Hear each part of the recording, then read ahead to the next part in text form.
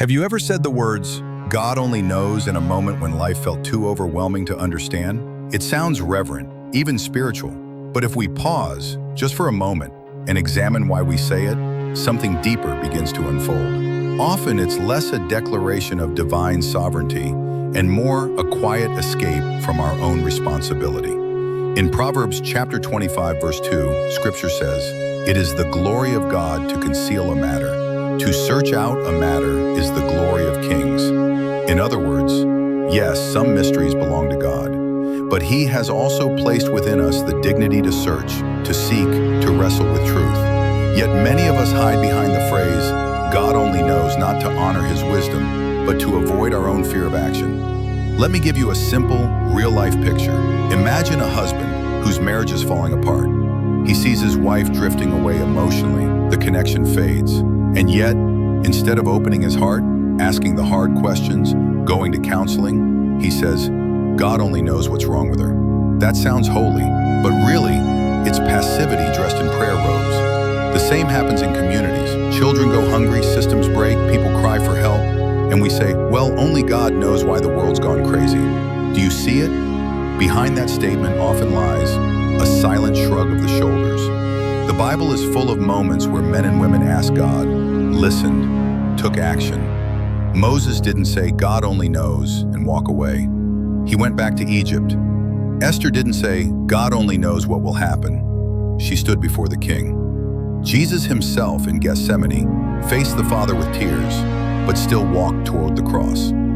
There's a kind of faith that surrenders, yes, but there's another kind, and we see it all over Scripture, that moves, that acts, that risks, even when answers are unclear. So next time you say, "God only knows," ask yourself, is this a statement of faith, or is it a way of protecting myself from the discomfort of responsibility? Because here's the truth, God does know, but sometimes He invites you to find out too. And in that search, in that honest, humble willingness to dig deeper, to love harder, to ask uncomfortable questions, you may just find that God's knowledge isn't distant, it's whispering, "Come closer, I want you to grow into the answer." Let's go a little deeper. If saying God only knows becomes our go-to response for everything we don't understand, where does that leave us? Frozen, passive, watching life unfold like spectators, not participants. And yet, that was never the kind of faith God called us to live. James 2:17 tells us plainly, "Faith by itself, if it does not have works, is dead." Not wounded, not weak, dead. Which means there's a kind of faith that can speak God's name, quote Scripture, sing hymns, and still be spiritually lifeless if it avoids responsibility. I want to ask you a question, and I ask it gently. When you say God only knows, is that a phrase of trust, or a wall you've built to protect yourself from hard obedience? Because here's something I've learned. Sometimes obedience hurts. Obedience might mean picking up the phone and apologizing. It might mean telling the truth when silence is easier. It might mean standing up for someone when it's risky. And yes, it might mean facing your own heart when it's not pretty. But let me tell you something the Bible says about that kind of courage. In Philippians 2:13, Paul reminds us, "For it is God who works in you, both to will and to act in order to fulfill His good purpose." So, no, you're not alone. The God you claim only knows also empowers. He works in you, through your choices, through your voice, through your willingness to step into the very mystery you once avoided.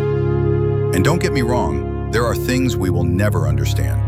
Life can be brutal, confusing, unfair, but even in those moments, we are not called to escape into spiritual cliches. We are called to live out our trust, to walk by faith, not just speak it. Jesus didn't simply say, "God knows the world is broken." He entered the world. He walked among the broken. He became the answer.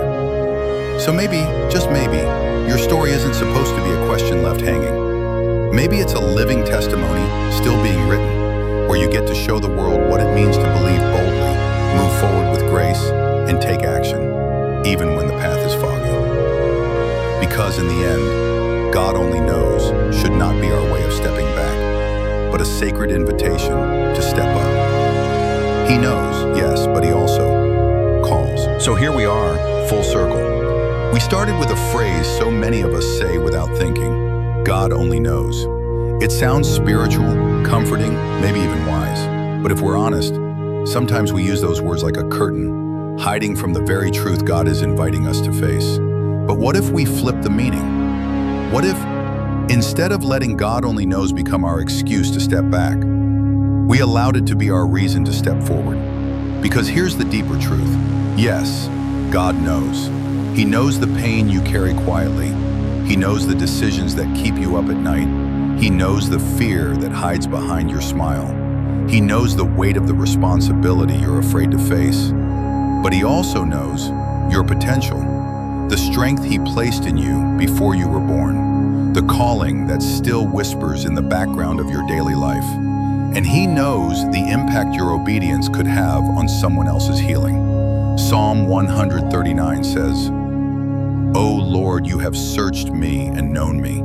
You hem me in behind and before, and you lay your hand upon me." That's not the language of distance. That's the language of intimacy. You are not forgotten. You are not abandoned. You are not powerless. So what does it look like to respond, not just believe? It looks like walking back into the difficult conversation instead of blaming God's will for why you stayed silent. Forgiving someone even when you don't fully understand their story, because God already does. Pursuing healing, not just waiting for it to fall from heaven. Living your faith out loud, not hiding it behind mystery. And it looks like this: waking up every day and saying, yes, God only knows. But through Him, I am willing to learn. I am willing to act. I am willing to love anyway. That's not easy. It never has been. But Jesus didn't call us to easy. He called us to follow. And following means trusting that God's knowledge isn't the end of the story. It's the beginning of your responsibility in it. So today I want to leave you with this thought.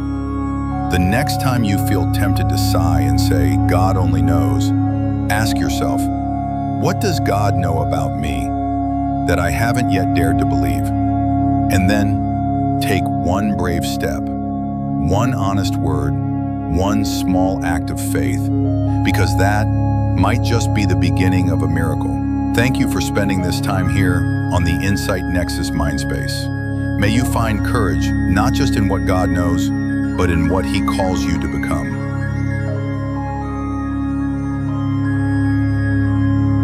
The Insight Nexus Mindspace, where God's Word becomes your